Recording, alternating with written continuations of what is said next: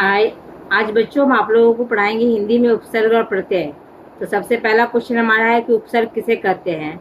उपसर्ग की परिभाषा, जो शब्दांश किसी शब्द के पहले आके लग जाता है, जो शब्दांश शब्द से पहले आके लग जाता है और शब्द से पहले लगकर उस शब्द का अर्थ में परिवर्तन ला देता है, उसी को हम लोग उपसर्ग कहते हैं।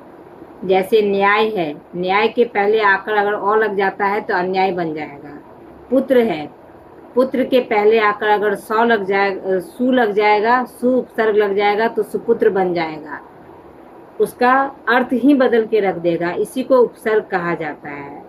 उपसर्ग के प्रकार, संस्कृत में उपसर्ग जो होता है वो 8 प्रकार का होता है। 8 नहीं 9 प्रकार का होता है। पहला है प्र, दूसरा है प्रा, तीसरा है अप, चौथा है सम, पांचवा है अनु, छठा है अब, सातवां है नी, आठवां है निर, नौवां है दुह, 10वां है वी। तो ये 10 तरह का जो है संस्कृत में उपसर्ग होता है। उपसर्ग है आपका प्र, प्र से नया शब्द क्या बनेगा? हार, तो क्या हो जाएगा? प्रहार।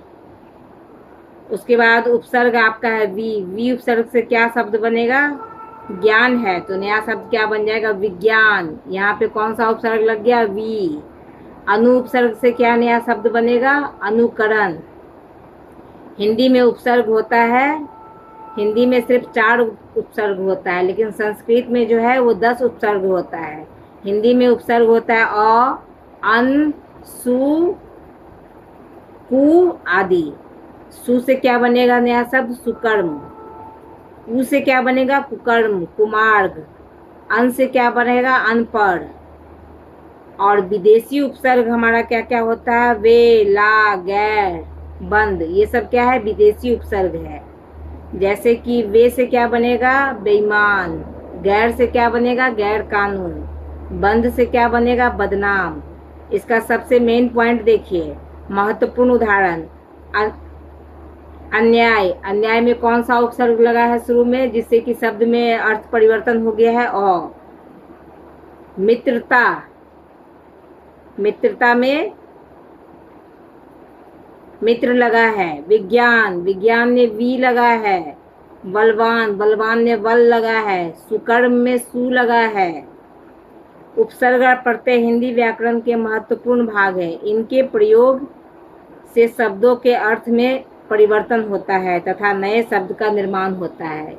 ये बात एकदम ध्यान रख लीजिएगा कि उपसर्ग और प्रत्यय जो होता है, उपसर्ग जो है वो शब्द के शुरू में लग के शब्द का अर्थ परिवर्तन कर देता है, लेकिन प्रत्यय जो होता है, प्रत्यय जो है वो शब्द के अंत में लग के शब्द का अर्थ परिवर्तन कर देता है।